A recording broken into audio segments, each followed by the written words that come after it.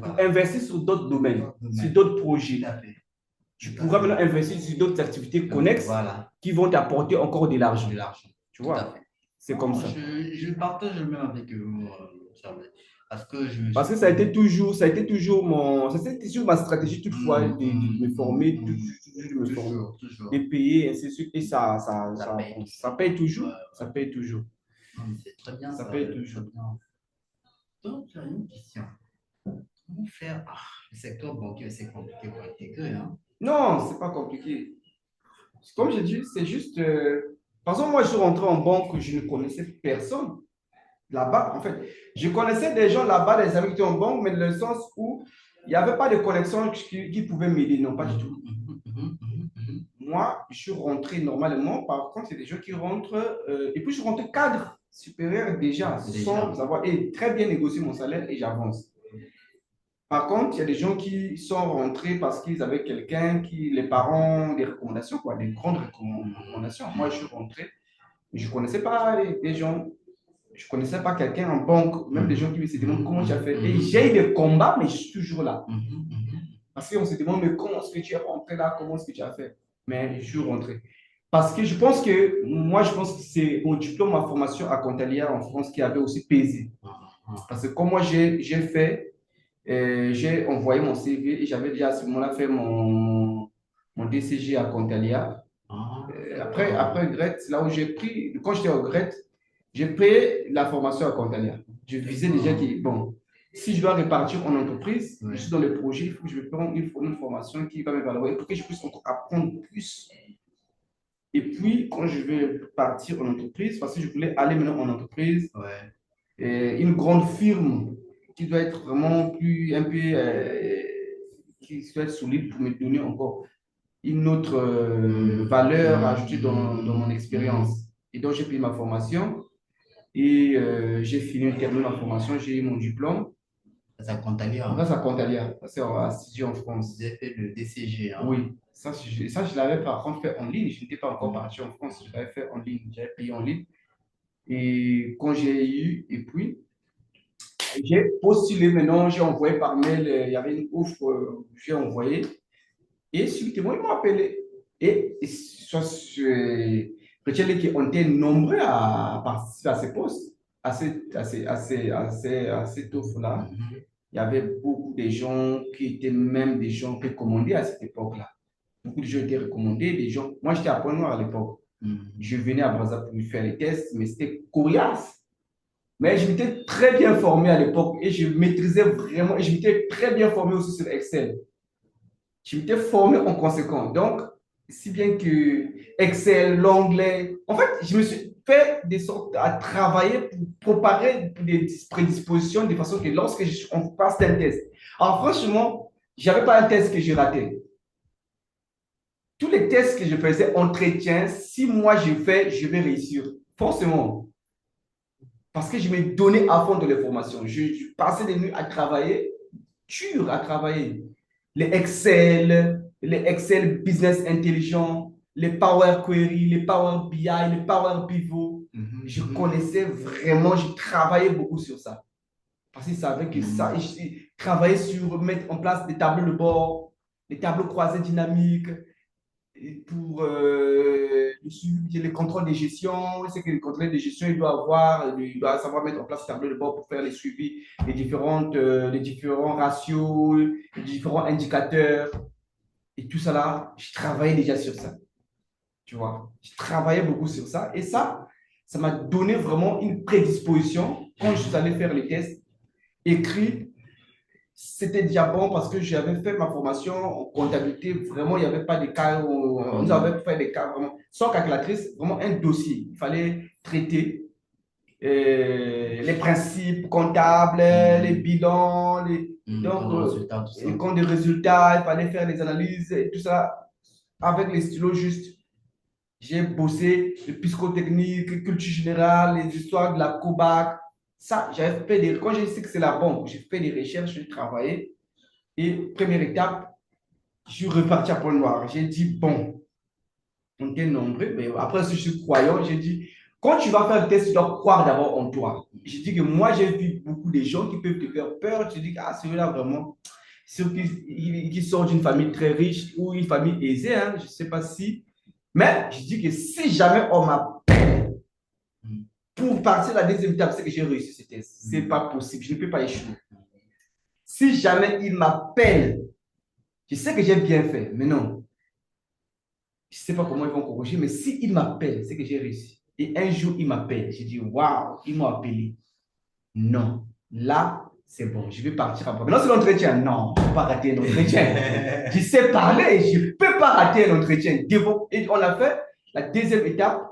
C'était un entretien devant le membre du jury. Il y avait le directeur général, le directeur adjoint, le DRH. Wow. Il y avait les chefs de département, celui qui est le directeur financier à l'époque. C'était un Chinois et qui doit retraiter, donc un chef comptable. Donc, alors, il y avait tous ces membres-là, il y avait 5 ou 6, Wow. quelque chose. Ils sont là et tous te posent des questions. Chacun passe à tour de rôle. Là aussi, il y avait une autre équipe qui est passée. Et en fait, il y a un quota ce qui était retenu. Et dans ça, on doit retenir, on doit garder que, bon, en termes de comptabilité, c'était une seule personne. Il y avait une personne qui devait aller en audit et une personne qui va être au commercial. Donc, 3 personnes. 3 personnes. Mais vous êtes peut-être 30 à revenir faire l'entretien. Et donc, je suis venu, je dis à mon tour, quand j'ai exposé toutes les questions qu'ils avaient posées, comme si j'avais préparé ça déjà avant. Je te jure. C'est-à-dire que moi, avant de venir faire l'entretien, j'avais déjà fait les scripts des questions qu'ils peuvent me poser. En fait, tu fais déjà. Oui, j'ai fait une préparation d'avance de toutes les questions qu'ils peuvent me poser et j'ai préparé toutes les réponses. Parce que je sais déjà la philosophie. C'est une banque. Quelles sont les questions qui peuvent revenir lors de cet entretien? Je me suis préparé. Je suis préparé et donc, voilà, quand je suis arrivé, mais j'ai répondu à toutes les questions correctement. Les chefs, les DFC, les Chinois, celui qui les succédait, l'adjoint, m'a posé des questions. J'ai répondu correctement aux questions. Et la deuxième étape, il fallait que je passe à la pratique avec un logiciel, avec Excel. Ils ont fait des tableaux là-bas. Il faut que je puisse maintenant travailler sur ça et tout et tout. Bon, là aussi, c'était mon domaine. J'ai travaillé déjà sur ça depuis longtemps. Donc, Excel, je maîtrisais beaucoup. Et donc, du coup, quand j'ai bossé sur Excel, déjà, ils savaient que ceux-là, ils avaient déjà réglé. Là, ceux-là, c'est celui qu'il faut. C'est là qu'il faut. Donc, j'ai bossé sur Excel, les tableaux croisés dynamiques, ce qu'ils ont mis là, j'ai bien arrangé les formules, tout, tout. Et quand tu travailles sur Excel, ça projetait et ils voyaient. Donc, quand tu travailles sur la machine, et ils sont en train de voir. Ils sont en train de voir tout ce que tu fais et ils voient, ils ont dit OK. Donc, quand je sortais là-bas, je savais que j'avais déjà réussi. Ça, je ne peux pas échouer. Ça ne peut pas, ça ne peut pas manquer. Donc, je savais que j'avais déjà réussi le test. Donc, j'ai fini. Quand je suis rentré à Pôle-Noir, ils m'ont appelé quelques jours après. Ils disent que, bon, monsieur Mahima, vous êtes retenu. Alors, donnez-nous. J'avais même la prétention salariale, oui, ils m'avaient posé.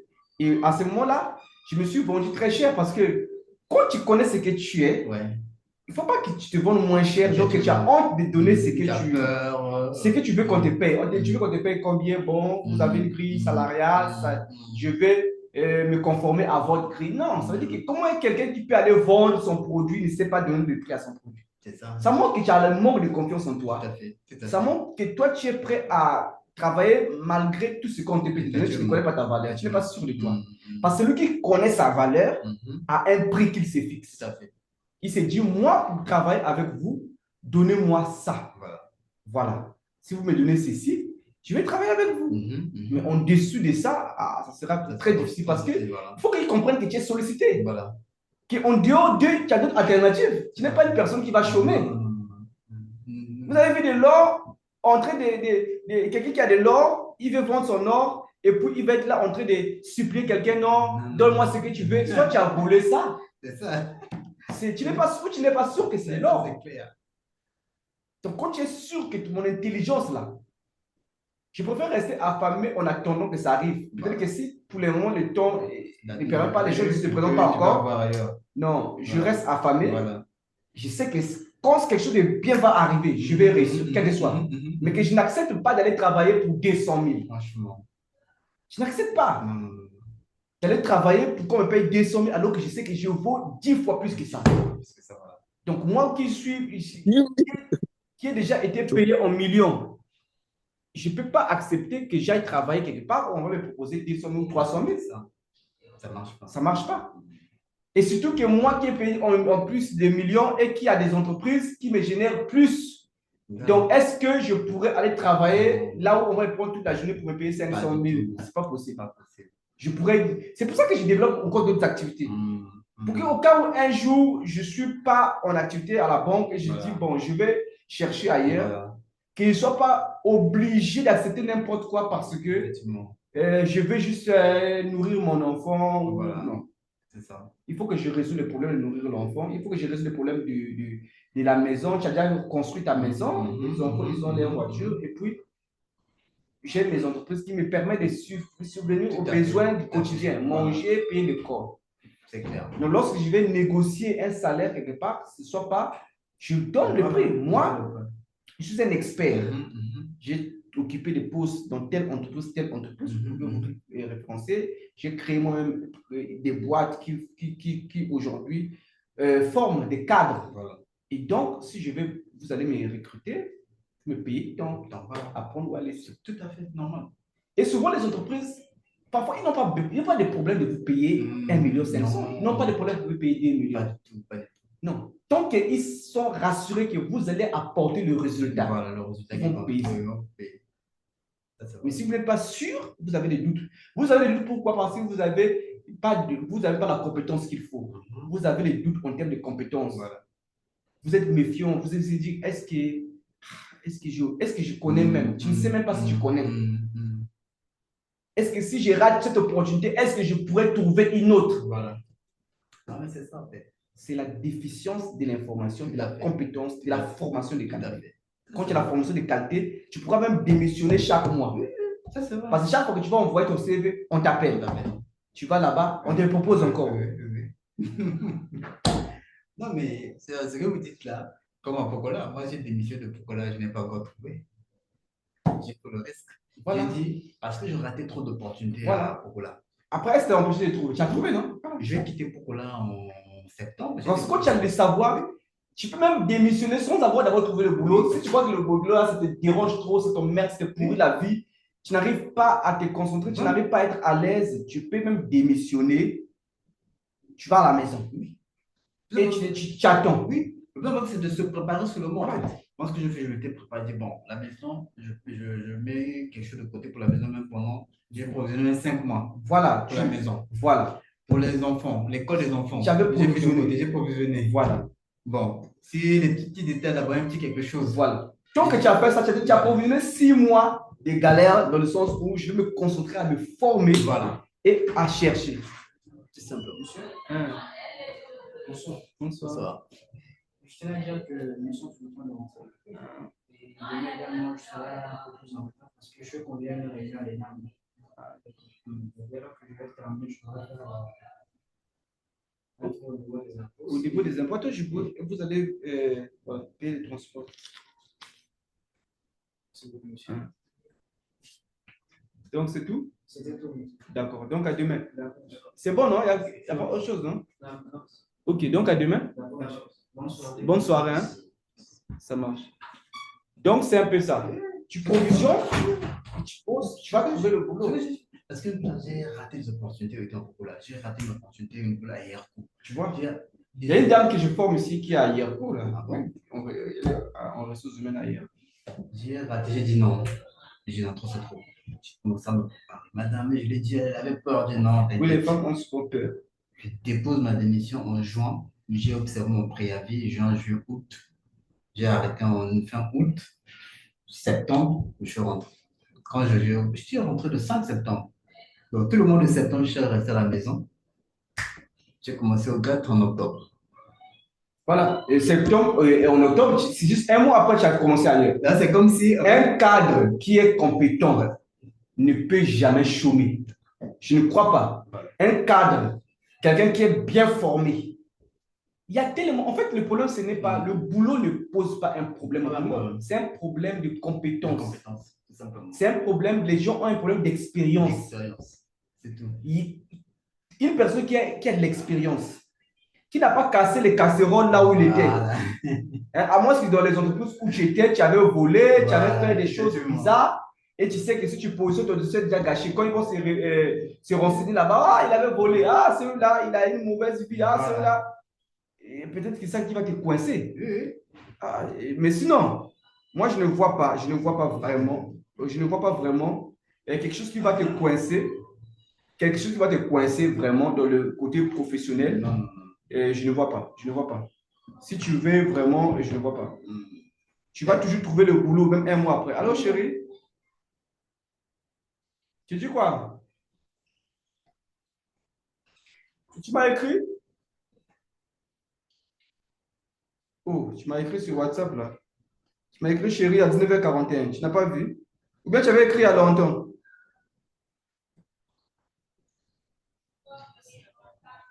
Ah, si, vérifie 19h41. Bon, j'y s'appelle, c'est pas grave. C'est bon. Donc, on va faire. D'accord, ça. On va faire comme ça. Donc, on va faire le programme. Alors, le programme, donc, comme je dis, on va faire le programme. Maintenant, oui, il n'y a pas de saucisson, il n'y a pas de problème, on va gérer. Donc, je vous fais là-bas un account. C'est bon. Tu vas le faire ce soir? Non, pas ce soir. Sans devoir un peu la semaine prochaine. D'accord. Maintenant, c'est juste à vous de me donner le jour. Déjà, on peut caler les samedis, non? Oui, les samedis, c'est bon. Le Samedi, je suis là.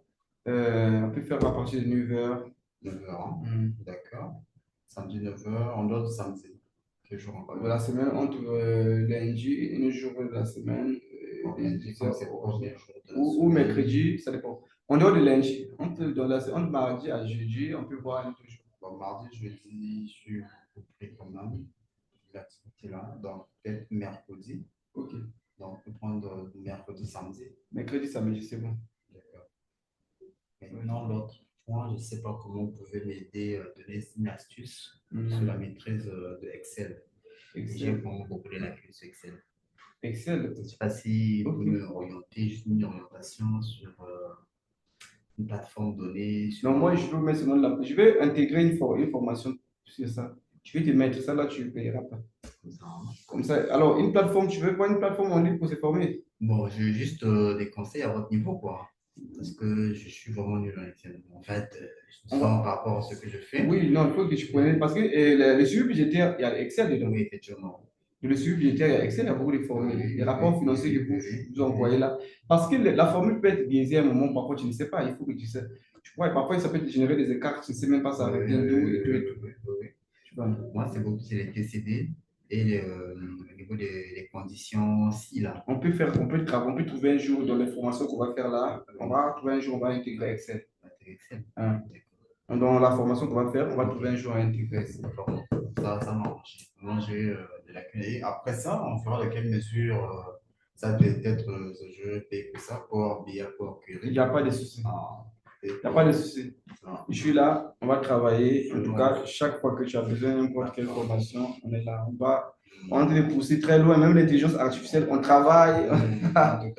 On cherche on se culture surtout, en tout cas. On se culture surtout. Donc, vous avez quelques outils déjà de trucs comme sur le cloud, non? Des trucs comme, comment on appelle ça? Des fichiers déjà que vous avez utilisés au cloud là-bas comme des suites budgétaires? Oui, j'en ai. J'ai tous les fichiers. D'accord. J'ai tous les fichiers. Et même des projets que je gérais, on peut explorer. Moi, je m'en donne parce que l'autre, Herschel, en fait, il était catché, non? Elle entend de. Bon, c'est ce que je comprends, hein, parce qu'il y a certains points, exemple, qui veut me donner jusqu'alors, mais justement dans les trucs comme les saisies, le contrôle, quand la comptable a fini, il faut contrôler la comptabilité. Bon, peut-être voir les petites histoires le rapprochement bancaire. Donc, je ne fais pas vraiment. Le plein de tes tâches, voilà. Parce que tu veux pas. En fait, elle ne veut pas de la concurrence, elle ne veut pas que tu maîtrises. Donc, c'est pas bien. Nous, on travaille avec Pascal à l'époque, ça va se passer très, très bien. Quand je lui explique comment ça se passe et tout, ça se passe bien. Mais Et c'est parce que tu vois, il y a des femmes, il y a des gens qui sont comme ça. Ouais, Elle veut des catchers, elle-même, elle était formée. Là. Elle était formée. je dis bon, je vais la contourner. Surtout quand Non, tu il n'y as a dit pas de que problème. Ça, qu'est-ce qu'elle fait? Tout ce qu'elle fait là, moi, je sais très très bien faire ça. Je super. fais ça. On va pousser là-dessus. C'est tout. Hein. Tous les rapports nous dit et tout cela. Ah, super. Il n'y a pas On de va souci. voir ça tranquillement.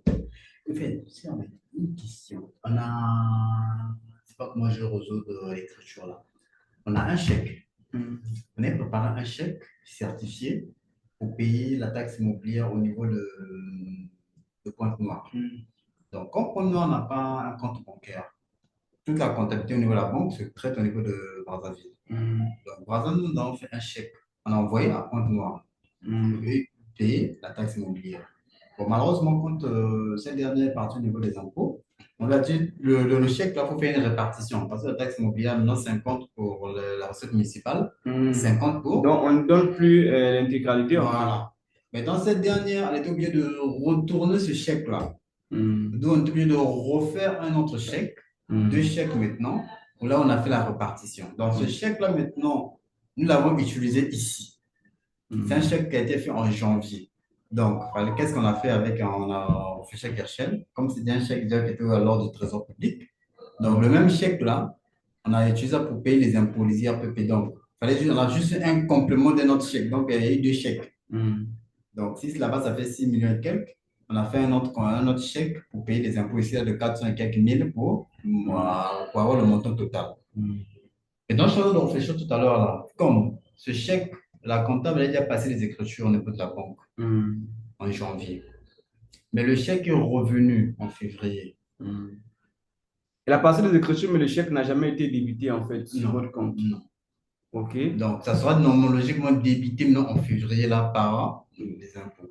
Oui, ça va passer en février. Ça reste de les rapporter des rapprochements, un chèque en suspens. En suspens.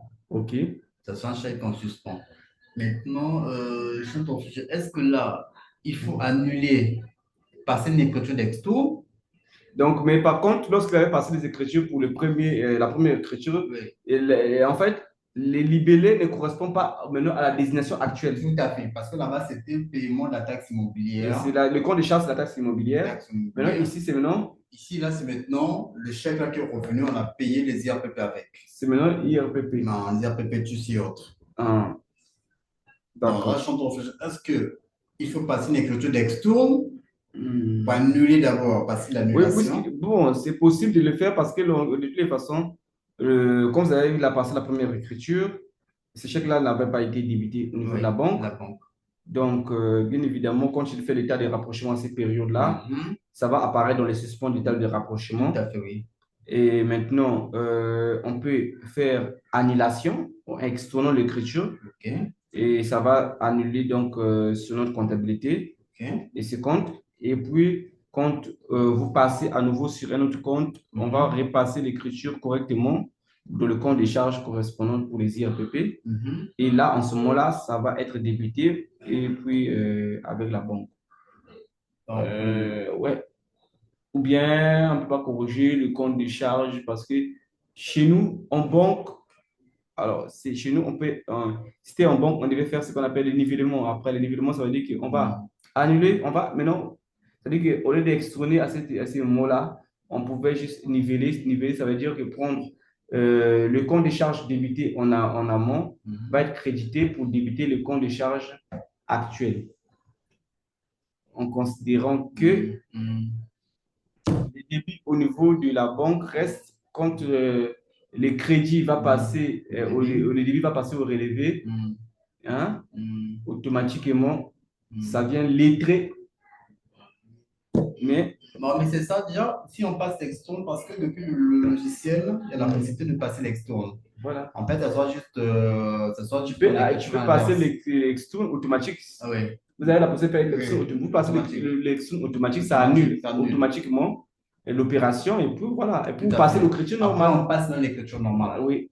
Maintenant, l'externe, est-ce qu'il faut passer ça en. Bon, ça sera bien évidemment. Maintenant, cette externe automatique, si vous allez réguler, non, vous pouvez les régulariser Si c'est sur les 2 mois différents Oui. où le chèque est revenu, Mhm. quand le chèque revient, il vient avec un dossier, non? Un justif, avec quelque chose, non? Non, le chèque, en fait, on l'a même pas déposé en banque. Ah, vous Enfin, on l'avez n'a même même, pas déposé au niveau des impôts. vous l'avez même pas Oui, déposé aux parce que impôts. cette dame voulait partir aux impôts, on lui a dit non, faut éclater ce montant. Ah oui, quand vous êtes parti, ils ont même rejeté, ils ont dit, il ne peut Voilà, pas prendre il ne ça. peut pas prendre Oui, il ça. n'avait même pas pris. Il Donc, fallait du même coup, éclater ça. d'accord. Et donc, vous pouvez passer une autre écriture d'annulation et puis, Maintenant, là, c'est en OD. oui, ça sera en En OD. OD, maintenant, quelle période? Là, on appelle ça en février, bien fin Mais pourquoi janvier. si vous n'avez pas encore clôturé la période là, vous Oui, passez à la même période. la même période. Oui, Donc, on ramène ça toujours en janvier. oui, si vous n'avez pas encore clôturé. Au Mais si ça a 31 été clôturé, vous allez être obligé de le faire en février. février. Parce que logiquement, moi, à mon niveau, voilà, la compta doit être arrêté le 15. Donc, déjà, le 15, après le 15, je ne peux plus accéder à la compta de janvier. Hmm. Mais là, bon, là, curieusement, jusqu'alors, moi, j'ai encore les accès. Mais l'autre, la comptable, elle essaie de rentrer, n'a pas les accès. Mais moi, tout à l'heure, je sors de j'ai une école, je suis parti de rentrer dans janvier, ça marchait. J'ai encore des accès. Parce que après, si moi, je n'ai pas des accès, celle qui peut avoir des accès, c'est Herschel, mais tout en faisant une demande, on puisse lui donner des accès. Tu peux demander une dérogation si on peut extraire cette écriture, même par mail, quand il te donne l'autorisation. D'accord. Et puis, tu vas prendre ces mails-là, tu vas joindre Oui. avec la pièce, avec l'imputation que tu vas mettre pour pouvoir extourner ça. Bien là, c'est Herschel qui à ce moment qui peut passer les clôtures. Si c'est en janvier, elle passe les clôtures d'extourne. Et après, en février, maintenant, on passe l'écriture normale. Exactement. Parce que là, c'est un chèque qui est parti, qui est revenu. Oui. Donc, on annule ce chèque-là, en fait. Il faut annuler ça parce que c'était comptabilisé. Voilà. Vous ne supprimez pas, il faut que ça apparaisse. Non, cela pour apparaît. extourner. Oui. Maintenant, le problème, c'est au niveau du rapprochement bancaire. À ce moment, parce qu'elle a déjà fait. Si les rapprochements bancaires, si vous extournez au même mois, ça veut dire les rapprochements bancaires, vous allez encore refaire les rapprochements bancaires de ce mois-là. Ça va impacter le rapprochement bancaire. Et l'autre problème, oui, le niveau de rapprochement, ça va impacter. Alors, si on fait ça en février, il n'y aura pas de problème. Pas de problème. Alors, je suis en train de penser à ça tout à l'heure. Donc, si dans le mois, vous allez extourner, vous allez refaire les rapprochements bancaires. Oui. Et pour enlever les suspens là. Mais si c'est le mois qui suit après, en février, le rapprochement bancaire restera tel quel parce que le grand livre, les soldes de banque ne va pas changer. Et en février, vous allez passer l'écriture. L'extourne et vous passez la bonne écriture. D'accord. Vous avez une formation tout à l'heure? Oui, mais bon, je vais le faire tout à l'heure. Mais donc, on s'est dit D'accord, donc là, il faut d'abord que je m'organise pour que se mettre en place quelque chose là. D'accord. Comme ça, on va aller les programmes et puis on commence. La semaine prochaine, il va y avoir quelque chose déjà. D'accord. Maintenant, au niveau des rapprochements comme ça, des fois, je n'ai pas bon fait des rapprochements de comptabilité là, parce que le défaut est que nous, là où on était, la banque était de point noir, tout ça. Parce que des fois, le relevé bancaire, le seul relevé bancaire, des fois, ne correspond pas à notre comptabilité. Maintenant, comment faut-il faire pour que ça soit rapproché?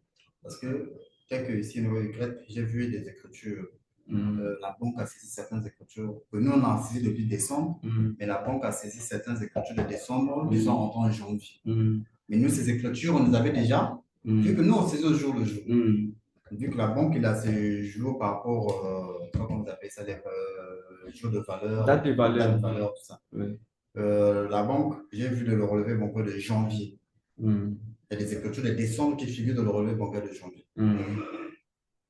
Tu vois?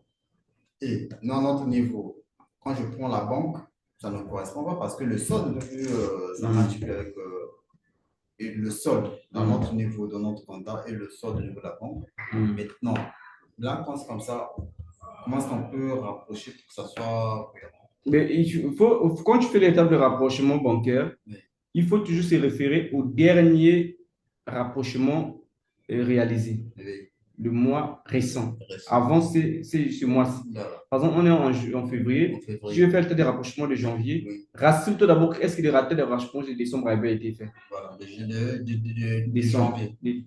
Là, si je fais pour février. Si tu fais pour janvier, on est en février, on n'est pas encore fait. Si je fais pour janvier. Est-ce que le test de rapprochement de décembre avait été fait? Voilà. Cette base-là. Après, tu vas prendre donc le journal des opérations du bouton grand livre de tout janvier, en s'assurant que le solde que tu as dans ton journal correspond à l'état de rapprochement de décembre. Il y a une cohérence. Qu'est-ce que tu comprends? C'est-à-dire, le solde de mon état de rapprochement doit correspondre au relevé. En janvier, là, tu comprends, non? Parce que quand on fait l'état de rapprochement, on rapproche quoi? Les relevés bancaires, les opérations passées à la banque et les opérations passées de la comptabilité pour le compte de la banque. Voilà. Tu vois, non? Voilà. Donc, la même période. Les opérations de janvier qui sont passées à la banque en janvier et les opérations qu'on a saisies en comptabilité en janvier. Voilà. On va pointer pour trouver, identifier les opérations qui ont une relation, qui ont une cohérence. Et on va pouvoir laisser que ceux qui n'ont pas de cohérence se trouvent au niveau de la banque et ceux qui se trouvent au niveau de la comptabilité. Okay. Ensuite, on va les contrepasser. Pour savoir que les écritures qui sont passées à la banque, que je n'ai pas en comptabilité, au niveau du tas de rapprochement bancaire, je vais les mettre au niveau de la comptabilité. Les écritures qui sont au niveau de la comptabilité, qui ne se trouvent pas au niveau de mon relevé, dans le tas de rapprochement bancaire, je les mets du côté des relevés. Et ça va, si les soldes en amont sont identiques, ça va ajuster les soldes rapprochés. Ce qu'on appelle les soldes rapprochés. Donc, ça peut se passer par le pointage manuel. Je prends le relevé bancaire, je prends le grand livre, la même période, et je commence à pointer les écritures débitaires, je prends les écritures créditaires à la banque et les relevés bancaires. Ce que je n'ai pas pointé, ce sont les différences. Mais dans le cadre ou dans notre cas d'espèce, étant donné que le relevé, quand j'ai pris le relevé de janvier, il y a des écritures de décembre. Mais nous, on avait déjà saisi ces écritures de décembre, là, sont dans le cas de sont dans le décembre. Mais au niveau de la banque, j'ai compris par rapport au fait et tout, ils sont venus saisir, ils ont saisi ça après. Vous avez saisi les écritures de décembre, d'accord? Non, les saisi en décembre. Les écritures, vous avez saisi, il y a une partie, pas toutes les écritures, des écritures. Une partie des écritures que vous avez saisies en décembre, mais qui figure, ces écritures-là figurent en fait dans le relevé bancaire en janvier, dans le relevé de janvier. Il faut vérifier, est-ce que les relevés des janvier... Bonjour, monsieur Rigi, j'espère que vous allez bien. C'est la formation. Non, on continue. Pose des questions. C'est des questions qui font objet de formation aussi avec mon cher. Bonsoir, bonsoir. Bien, merci. Donc, la question que tu poses, c'est que, voilà, pendant le temps de rapprochement, ça va faire objet de formation aussi, ce n'est pas un problème. Je vais partager mon écran pour ceux qui sont là. Tu fais un état de rapprochement, donc je vais faire par exemple un tableau ici. Voilà, c'est là. Ok. Je vais regarder. Ça, c'est le bancaire. Donc, moi, j'ai ici. Donc, j'ai les relevés bancaires. Alors, voilà. J'ai les relevés bancaires ici qui part. En réalité, la période du relevé bancaire, ça part de janvier 2026 au 31 janvier, 1er janvier au 31 janvier 2026. Voilà. D'accord? Tout à fait. Maintenant, on se retrouve que dans ces relevés bancaires, il y a des opérations que vous avez saisies. Effectivement. Non, notre niveau, c'est quelles sont ces opérations en question? Ce sont ces opérations de décembre. Là, ce sont les commissions. Comment est-ce que vous avez fait pour saisir ces commissions? Parce que normalement, ces commissions sont des commissions, les frais de tenue de compte et tout ce qu'il faut. Comment est-ce que vous saviez que ces commissions, parce que les opérations généralement qui viennent, et quand on fait les rapprochements bancaires, oui, je peux pas. D'accord. À demain, c'est le vendredi. Quand on fait l'état de rapprochement bancaire, donc ça, ce sont les commissions. Voilà. Par rapport à ce que la banque... voilà, la banque a prélevé. Mais comment est-ce que vous avez passé en décembre, puisque vous ne pouviez pas voir ça en décembre sans avoir pris les relevés bancaires? comment est-ce que vous avez passé ça en décembre? Parce que ce que je vois ici dans ce relevé bancaire, il y a les commissions Commission, oui. qui sont là au 30 décembre. Oui. Parce qu'en fait, ces commissions, la date des valeurs du 31 décembre, ça a impacté le 31 décembre, mais ça va, ce sont les commissions du 31 décembre, 31 décembre. mais qui vont impacter votre compte en janvier, Oui. par rapport aux dates des valeurs. Date de valeur, oui. Est-ce que vous voyez? Logiquement, Monsieur Régis, c'est ça, non? Vous les banquiers aussi. Les commissions du 31 décembre, mais ça va impacter le relevé bancaire en janvier. Au 1er janvier, vous allez voir ça, mais on va mettre, ce sont les commissions du 31 décembre, la date du 31 décembre. Et vous avez déjà clôturé votre compte du 31 décembre en comptabilité. Dans votre compte, vous n'avez pas ces commissions et donc vous allez avoir un écart de solde. Parmi ces écarts de solde vont figurer donc les commissions bancaires, vont figurer aussi peut-être les chèques qui ont été déposés, que vous avez payés par rapport aux fournisseurs et ils n'avaient pas déposé. Si vous avez donné, si vous avez émis les chèques au 31 décembre, d'accord? Oui. C'est émis des chèques aux clients au 31 décembre aux prestataires, mais ces chèques-là ne sont pas déposés à la même période. D'accord? Ils vont déposer ça en janvier et vous allez passer les écritures, vous allez passer forcément les écritures au 31 décembre pour clôturer l'année. Est-ce que vous voyez? Vous allez passer les écritures au 31 décembre pour clôturer l'année, mais quand vous allez faire l'état des rapprochements bancaires, et vous avez fait l'état des rapprochements, est-ce que vous avez fait l'état des rapprochements bancaires du 31 décembre? Est-ce que vous avez pris les relevés bancaires du 31 décembre? En fait, tout doit repartir depuis le 31 décembre, depuis le mois de décembre. Il y a un écart que je constate.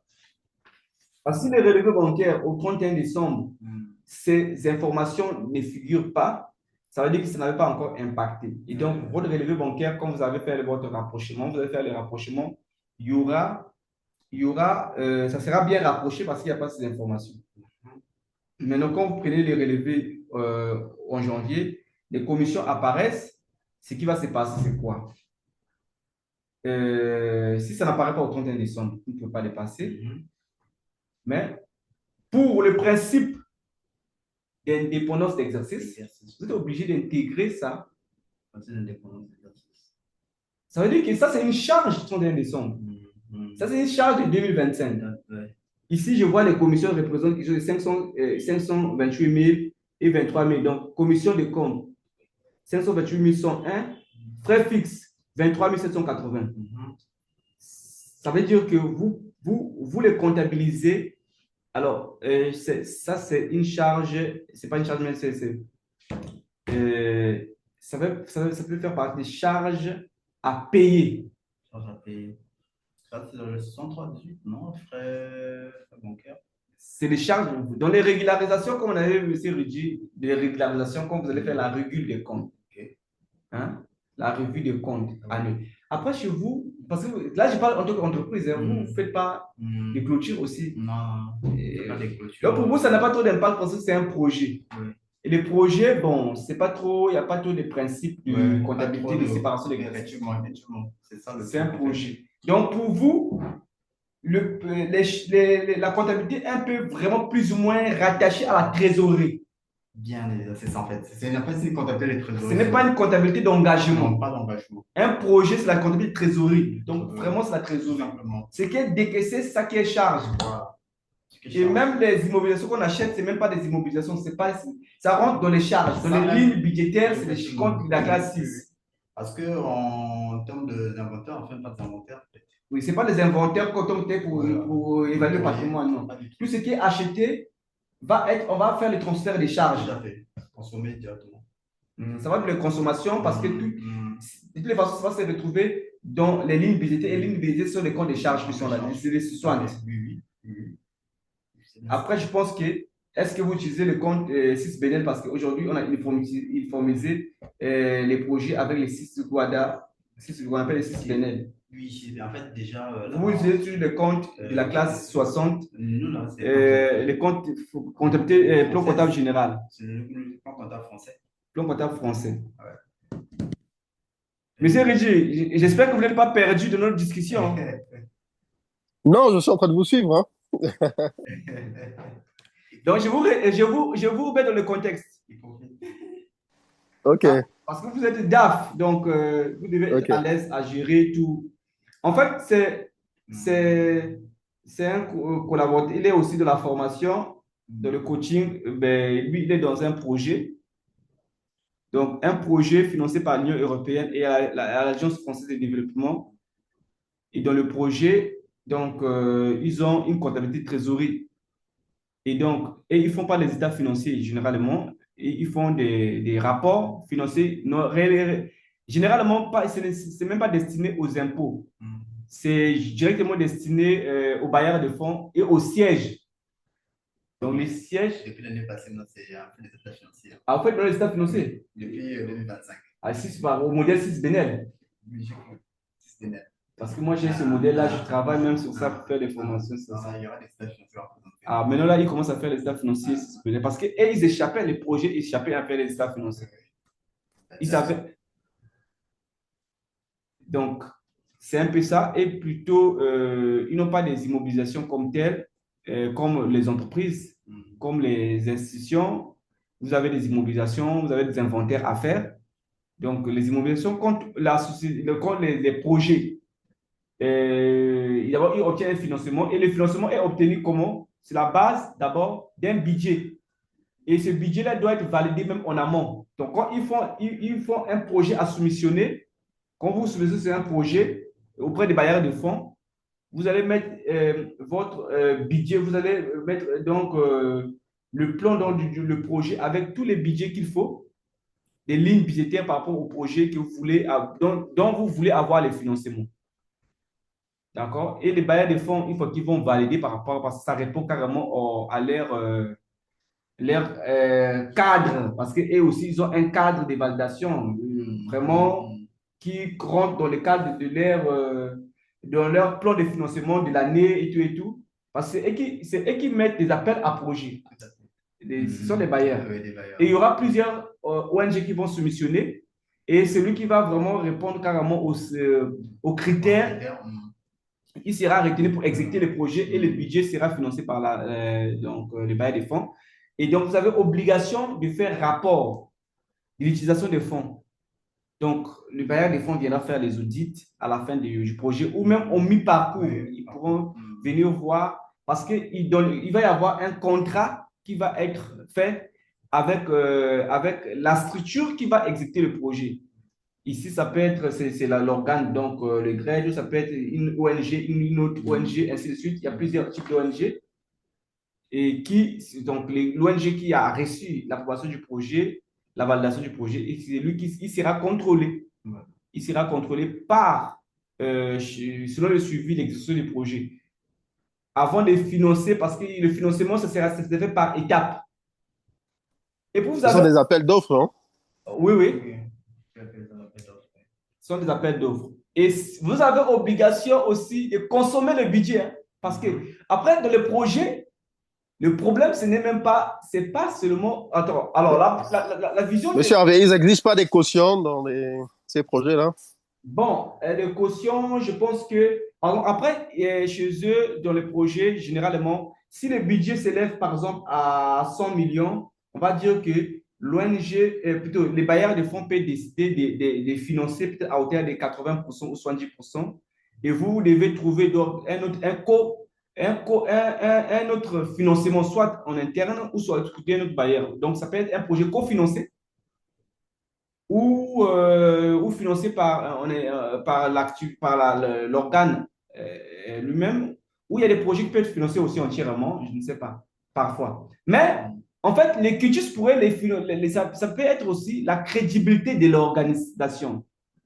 Est-ce que vous voyez? Ce n'est pas vraiment une caution tant que telle que vous payez une garantie, je ne pense pas, mais c'est aussi la crédibilité que vous avez par rapport au projet que vous avez déjà exécuté, par rapport à votre identité, à la structure qui va même piloter le projet, à la documentation que vous avez fournie, parce que votre documentation aussi donnera foi, crédibilité, que vous pouvez être éligible au financement. Ce n'est pas trop que vous puissiez donner vraiment une garantie en tant que telle. Quoique, ils peuvent demander pour besoin de transparence, vos comptes, ils peuvent avoir besoin, ils peuvent venir auditer votre structure pour voir comment est-ce que vous gérez d'abord vos finances, vos comptes, et ainsi de suite. Et puis, quand ils ont la certitude que c'est une structure fiable, on peut financer et le financement se fera ça va se faire par étapes. Ça ne se fera pas en un coup. Ils vont financer par étapes au fur et à mesure qu'ils valident. Parce que vous avez une vision. Ils vont venir vérifier deux choses, si je ne me trompe pas. Là, il y a un audit, peut-être que le terme m'échappe, mais opérationnel, qui est axé à voir vos activités. Voilà, parce que si on finance, c'est sur la base d'un projet et sur la base des activités qui seront menées. Par exemple, on va dire que vous êtes en train de développer un projet pour la lutte contre la tuberculose, la lutte contre le VIH ou la sensibilisation des mères, des jeunes, des mères célibataires. Et dans cette sensibilisation-là, on va leur donner les métiers, leur former à pouvoir développer les activités lucratives, génératrices de revenus. Et donc, ça, c'est une activité, c'est un projet. Et donc, il faut qu'on s'assure que vous avez mis un rapport d'activité, vous allez faire des rapports d'activité. Quelles sont les activités prévues pour la première année du projet, la deuxième année?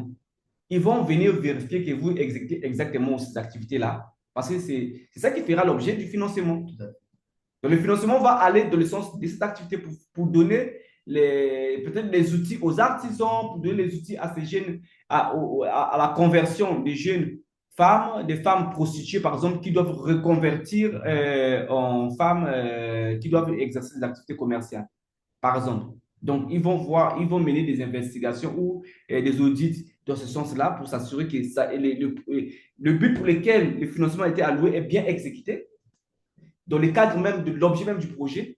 Et deuxièmement, est-ce que les lignes budgétaires pour lesquelles ce que vous avez alloué est respecté parce qu'il y a des limites, il y a des seuils, voilà, les mots que je veux dire, ce sont des seuils d'exécution du projet par ligne budgétaire, par ligne. Donc, il ne faudrait pas qu'on constate, par exemple, que les salaires occupent 50% du budget du projet. Est-ce que vous voyez? Par exemple. Donc, on s'assure que les salaires, ça doit représenter 20%. Voilà, la logistique, le transport, l'Internet, voilà. Si ça coupe, je vais renouveler à M. Rigi. Ça va couper bientôt, moins d'une minute, mais je vais renvoyer encore les liens. Comme ça, on va finir, on va travailler, on continue à travailler et puis. Oui, c'est bon, non? Tu es intéressé, non? J'ai fait les bénévolats. Hein? Donc, il y a encore la matière. Là, j'ai fait une formation pleine sans avoir un support. Parce que j'ai travaillé dans le projet pendant 5 ans. Et donc, je maîtrise très bien le projet. Erédia, vous avez des questions avant qu'on revienne sur notre dossier?